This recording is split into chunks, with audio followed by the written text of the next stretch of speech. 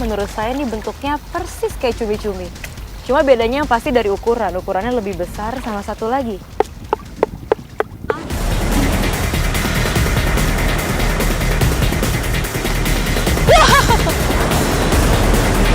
Ini pintu masuknya bener-bener kecil banget. Dan pengap, jadi buat masuknya harus tiap.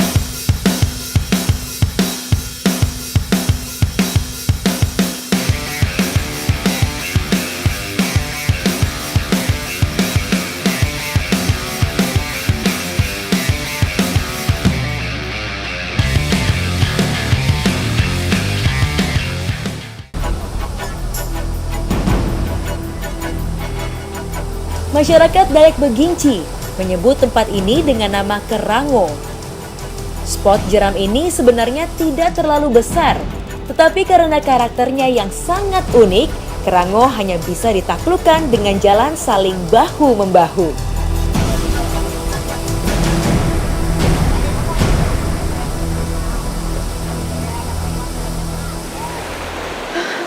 Saya nggak kebayang ini seberapa berat perahunya. Ya, dan setiap berburu ini yang harus mereka lakuin.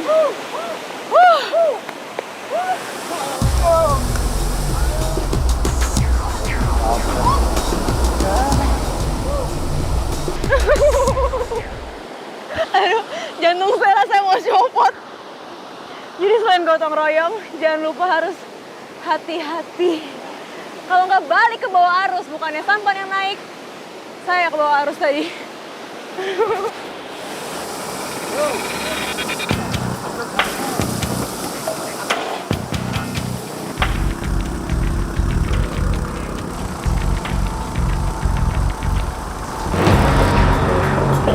Kerjasama manusia dengan anjing pemburu telah lama ada dalam sejarah. Terutama sejak binatang ini bisa didomestifikasi dari ras serigala ratusan ribu tahun lalu di dataran Tiongkok. Kini semuanya tergantung Migu dan dukungan dari anggota kelompoknya. Manusia hanya bisa mengikuti kemanapun binatang ini melacak target mereka.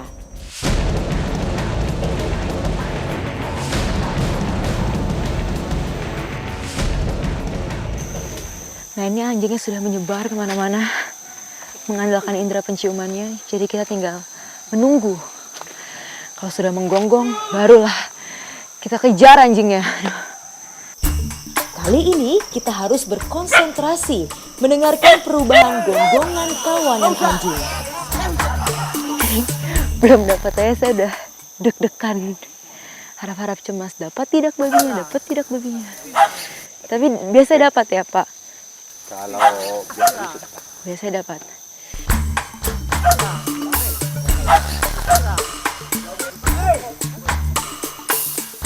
Jika binatang buruan sudah terpojok, suara gonggongan anjing biasanya akan berubah. Pada saat itulah kita boleh bergerak menuju ke lokasi mereka berada. Kami memutuskan untuk menyeberangi sungai, mengejar kawanan anjing yang terus memburu binatang target.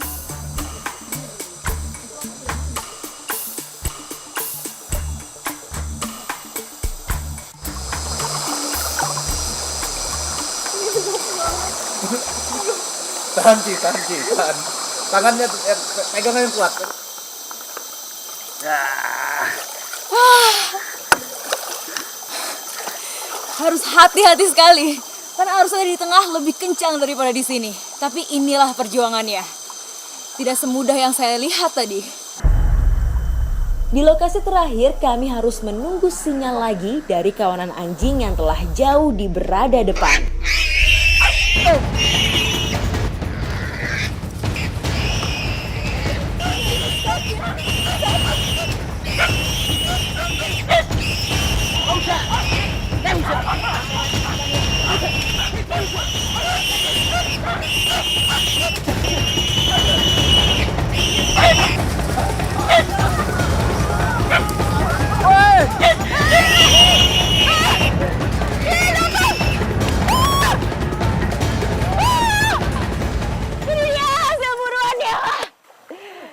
Tidak sia-sia perjuangan hari ini. Menyeberang sungai, lari-lari di tengah hutan. Wah, hari ini memang hari yang beruntung. Yeay! Oke, cabut, Pak. Tarik.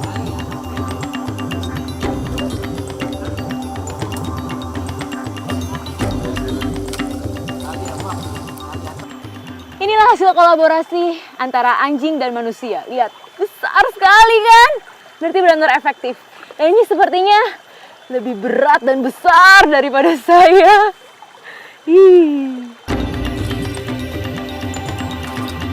Kerja keras pantang menyerah memang seringkali membuahkan hasil yang manis. Orang-orang beginci menunjukkannya dalam bentuk perburuan sumber nutrisi. Tahan, siap. Gini dong, jempol. Oke. Di perairan Buang-Buang, berburu menggunakan teknik nyingke bukan lagi cerita baru. Bahkan sudah menjadi teknik perburuan kuno yang masih dipertahankan sampai sekarang.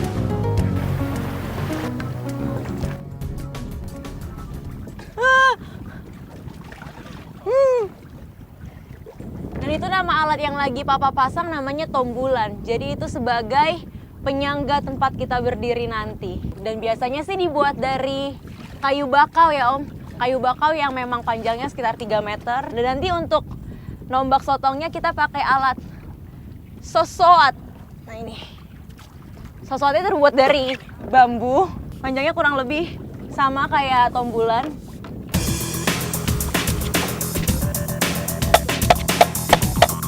Ikan nus atau sotong memiliki wilayah hidup yang luas meliputi sungai, danau, bahkan lautan. Dan beberapa jenisnya pun menyebar di perairan tawar maupun asin. Kemampuan berevolusinya cepat, mengingat jenisnya yang terus berkembang dari tahun ke tahun.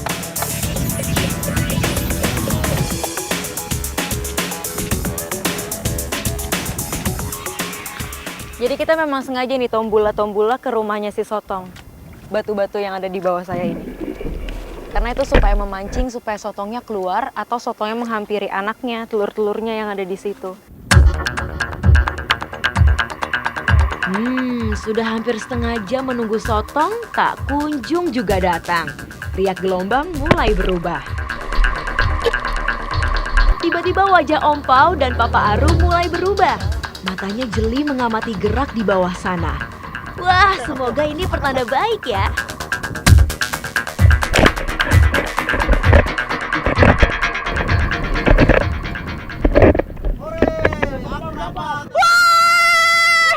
Papa mau jagon!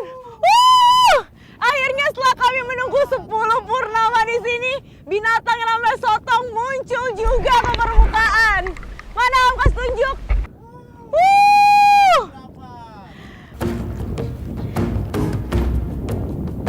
Sotong sering juga diartikan sama dengan cumi-cumi karena bentuknya yang serupa. Meski sama-sama masuk kelas Cephalopoda atau pemilik kaki di kepala, tetapi sotong dan cumi memiliki struktur tubuh yang berbeda.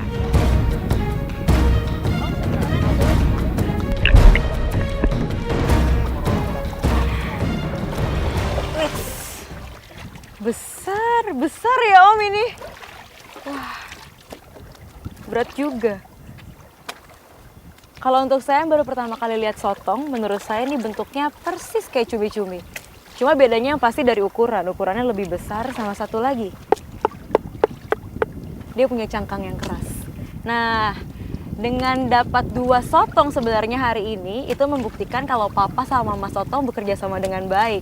Karena biasa setelah betinanya bertelur di bawah, kemudian pergi, nanti ada beberapa jantan yang ikut jaga telurnya. Jadi kalau sudah dapat 1, biasanya akan terus dapat yang lain. Jadi saya masih ada kesempatan untuk dapat ya Om. Masih ada kesempatan, jadi saya tidak mau berhenti mencoba. Disimpan di mana? Oh, situ perahu.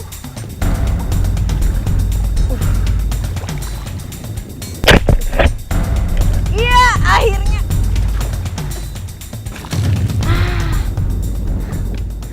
Tak bisa cari lagi kah? Sudah pasang, Karena sudah pasang, jadi ya mau tak mau ini jadi laki sotongnya Rani hari ini. Karena sudah pasang, badan sudah pegal-pegal juga, jadi kita harus kembali ke darat ya Om. Ayo.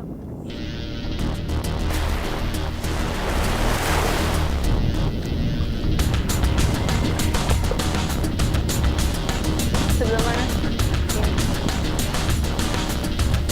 Dah, Papa. Dah. Dan sekarang waktunya icip-icip. Ajus atau ibu dalam bahasa Banggai meracik hasil buruan dengan bumbu.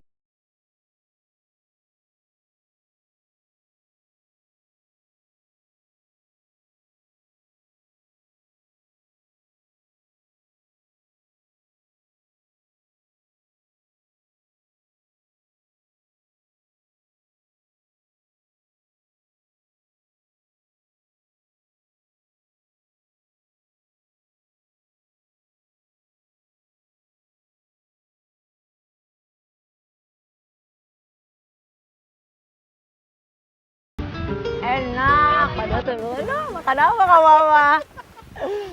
Sotong. Makan sotong. Selamat datang di warung makan buang-buang. Tempat kita membuang semua hasil laut yang kita dapat sendiri ke dalam perut ya Mama. Karena memang di sini hasil lautnya melimpah sekali. Itu karena setiap orang ngambil ikan, sotong, cumi, kepiting dan semuanya, gurita. Itu masih dengan, nah banyak sekali tuh Mama. Semuanya itu diambil dengan cara yang ramah lingkungan dan tradisional. Jadi setiap hari masyarakat desa Buang-Buang masih bisa nih menikmati makanan enak seperti ini. Hari ini kita makan apa tadi Mama Laila namanya? Kari sotong. Kari sotong ala mama-mama desa Buang-Buang. Dan rasanya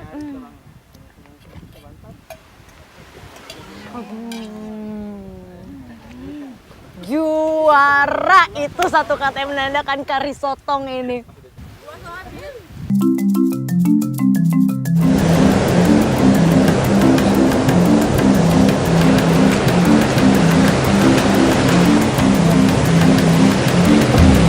Pantai selatan Jawa memang tersohor akan keganasan ombaknya. Namun di balik dahsyatnya gelombang menyimpan berkah bagi warga desa Karangwangi, Garut.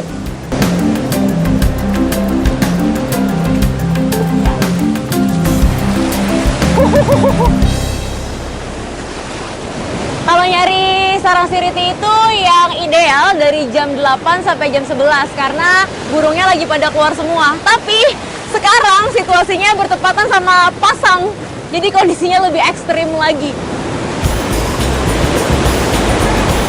Air pasang menjadi tantangan besar bagi saya dan tim. Kami tidak boleh lengah. Sebagai satu-satunya tumpuan, tangga bambu ini harus tertancap kuat dalam pasir.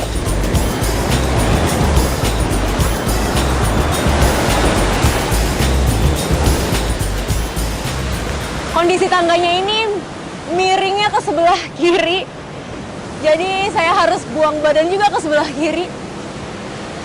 Licin. Aduh. Lubang tempat persembunyian seriti di sepanjang tebing ini dibuat secara sengaja. Pembuatan satu lubang dapat memakan waktu hingga 3 bulan. Sarang seriti minimal harus berada di ketinggian 5 meter agar burung dapat dengan mudah pulang setelah mencari makan. Oke. Bapak saya udah lihat bercucuran keringat. Ini pintu masuknya bener-bener kecil banget dan pengap. Jadi buat masuknya harus tiarap. Kalau enggak nggak mau.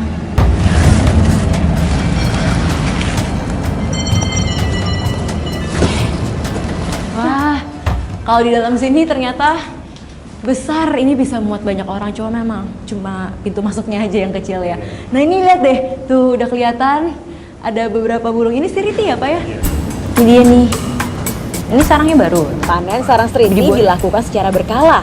40 hari sekali merupakan waktu yang paling pas. Saat itulah langit-langit lubang dipenuhi oleh sarang seriti. Tuh lagi ada nih satu. Tidak sembarang sarang seriti bisa diambil. Hanya sarang dengan liur yang banyak yang dapat dipilih. Di sini masih banyak banget sarang-sarang yang masih ada anak siritinya ya. Nah kalau masih ada anaknya kayak gitu, gak boleh diambil. Ini saya nemu sama Pak Iskandar, anak siriti yang baru menetas, baru 3 hari. Masih merah, iya lucu banget. Nah dia ngira jari saya ini makanan, dipatok-patok. Bukan makanan ini. Masih ada telur yang belum diambil aja sama telurnya. Sarang seriti bukan menjadi target utama warga. Seriti digunakan untuk menarik perhatian burung walet. Semakin banyak seriti di dalam satu lubang, semakin besar pula kemungkinan walet akan datang. Karena kedua burung ini memiliki pola hidup yang sama. Jika walet sudah memenuhi sarang seriti, lubang baru akan dibuat.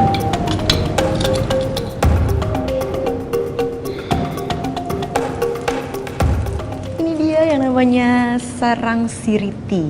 Jadi sarang siriti ini bedanya sama walet adalah kalau walet kan semuanya pakai liurnya. Kalau siriti itu setengah-setengah ya Pak? Iya. Jadi masih pakai bahan baku. Tuh masih pakai bahan baku rumput-rumput sama liurnya sedikit. 1 kilogram sarang seriti dari goa dijual dengan harga Rp150.000. Sedangkan sarang walet goa mencapai 5 hingga 6 juta rupiah. Tak heran, mayoritas masyarakat di sini hanya menggunakan seriti sebagai pemancing walet saja. Wah, ini suara ombaknya udah semakin keras. Nah ini kalau dilihat, airnya udah semakin pasang-pasang. Jadi kita nggak akan kejar-kejaran. Harus pulang sekarang berarti ya Pak. Yuk, ikuti jejak saya. Jejak. Ini ya. Perjalanan pulang tidak lebih mudah dari berangkat. Alas kaki yang licin akibat lumpur di dalam lubang seriti membuat kami harus ekstra waspada saat menuruni tangga.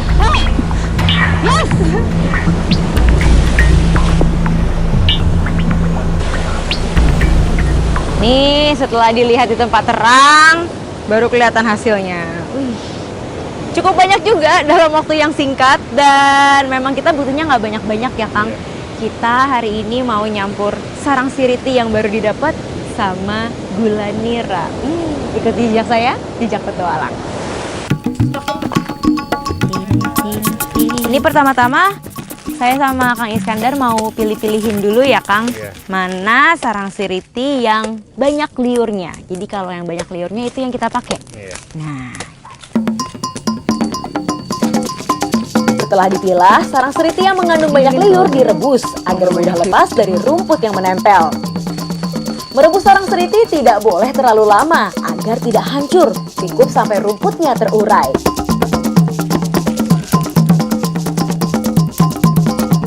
Jual dihitung. Kita bertiga lagi serius banget. Tuh lihat muka-mukanya tuh. Ini yang udah direbus, didinginin. Habis itu kita ambil liurnya. Tapi harus dibersihin dari rumput-rumputnya. Jadi nih pakai pinset soalnya rumputnya kecil-kecil. Lihat tuh. Susah banget. Ini proses yang paling lama nih. Sambil memisahkan liur dari rumput, air nira pun direbus sampai warnanya berubah kecoklatan. Sarang seriti dipercaya bisa menstimulasi kinerja organ tubuh menjadi lebih maksimal. Sangat baik bagi yang memiliki mobilitas tinggi.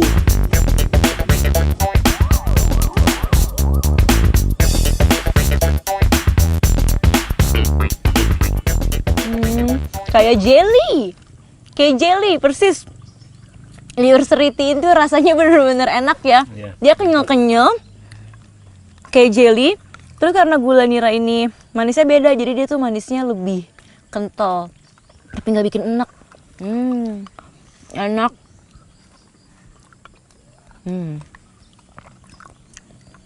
Dan ini khasiatnya banyak ya Kang. Bisa buat ngobatin capek, pokoknya menambah stamina, menambah energi, kebugaran tubuh. Jadi kalau tubuhnya mau sehat, jadi jagoan, boleh minum ini. Liur seriti campur sama gula nira.